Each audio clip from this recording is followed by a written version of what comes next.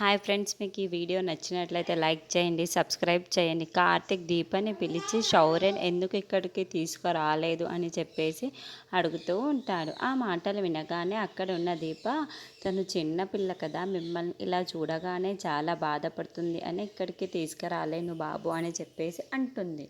ఆ మాటలు వినగానే అక్కడున్న కార్తిక్ అయితే సరేలే, మీరు శౌర్యకి రోజు తప్పకుండా ట్యాబ్లెట్స్ మీరు తప్పకుండా శౌర్యకైతే ట్యాబ్లెట్స్ వేస్తున్నారు కదా అని చెప్పగానే అక్కడున్న దీప అయితే ఒక్కసారి షాక్ అయిపోయి, ఏంటి మీరు మా అత్తయ్య రోజు అడుగుతూ ఉంటారు ఈ ట్యాబ్లెట్స్ కోసం, నాకు తెలియకుండా మీ ఇద్దరు ఏదైనా దాస్తున్నారా శౌర్య విషయంలో అని చెప్పేసి అడుగుతుంది. ఆ మాటలు వినగానే అక్కడున్న కార్తీక్ అయితే అదేమీ లేదు లేదు అని చెప్పేసి అంటాడు. అందుకు రోజు ఇంతలా అడుగుతున్నారు మీరిద్దరు అని చెప్పేసి అంటుంది. ఆ మాటలు వినగానే అక్కడున్న కార్తిక్ అయితే, తను చెన్ని పిల్ల కదా, మర్చిపోతుందో ఏమో అని మిమ్మల్ని అడుగుతున్నాను అని చెప్పేసి అంటాడు.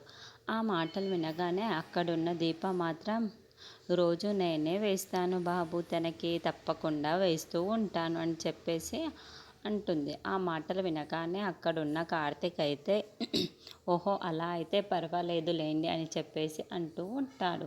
ఇంతలో అక్కడున్న కార్తిక్ అయితే తన మనసులో ఎలా అనుకుంటాడో, శౌర్య గాజు బొమ్మ లాంటిది, అందుకే తన కోసం రోజు అడగవలసి వస్తుంది. మీకు తెలియకుండా ఆ విషయాన్ని దాచిపెట్టినందుకు నన్ను నేనే తిట్టుకుంటున్నాను. తను ఎలాగైనా సరే మీకు ఈ విషయం తెలియకుండా నేను చూసుకోవాలి అని చెప్పేసి తన మనసులో అనుకుంటూ ఉంటాడు. ఇంతలో అక్కడున్న కార్తిక్ ఆలోచించడంతో, ఏంటి బాబు అలా ఆలోచిస్తున్నావు అని చెప్పేసి దీప అడుగుతూ ఉంటుంది. ఆ మాటలు వినగానే అక్కడున్న కార్తిక్ అయితే, మీకన్నా శౌర్యదే చాలా ధైర్యవంతురాలు, తనే చాలా గట్టి మనిషి అని చెప్పేసి అంటూ ఉంటాడు. ఆ మాటలు వినగానే అక్కడున్న దీప అయితే చాలా సంతోషిస్తూ కార్తిక్ వైపుకు చూస్తూ ఉండిపోతుంది.